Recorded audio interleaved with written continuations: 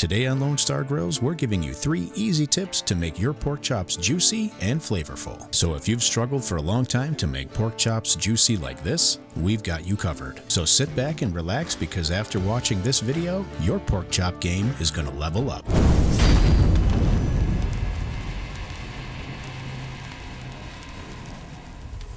Let's dive right into tip number 1. Be sure to use a pork chop 1.5 inches in thickness or greater. A bone-in cut that's never been frozen will give you the best results. Tip number 2 is the dry salt brine. We're using a coarse kosher salt today, and you'll want to cover the entire outside of each pork chop, top, bottom, and sides. The formula for this is approximately 1/2 teaspoon per pound, or if you're using regular salt, 1/4 teaspoon per pound. Or you can just make it easy and cover it generously as shown. Be sure to do this with a warming rack and tray to keep the meat elevated. Once you're done, you want to get this into the refrigerator just like this, uncovered, overnight. And while we're waiting for that, here's a quick explanation on how the dry salt brine works. Applying salt will cause it to draw moisture from the meat, which will then mix with the salt, liquefy, and form a natural brine, which will then absorb back into the meat. And you can see just 24 hours later, the meat has taken on a much deeper, darker red color. This means the brine was fully absorbed. And all we need to do now to prepare these for the cook is give them a thin coat of olive oil and season them up. We're just using equal parts of onion powder,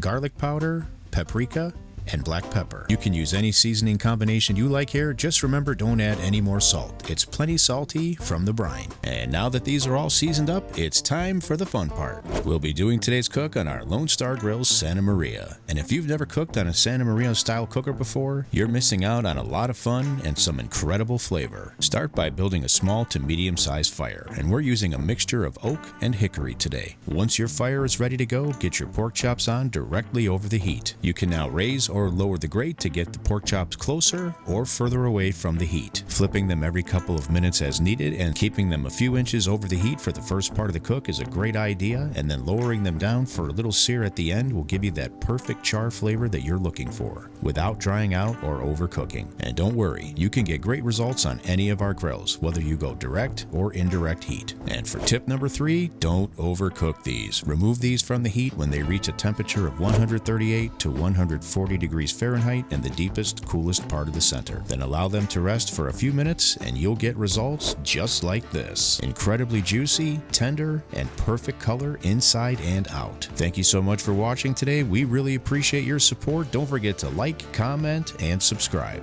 If you've got questions on any of our products at any time, give us a call or check out our links below. We'll see you on the next one.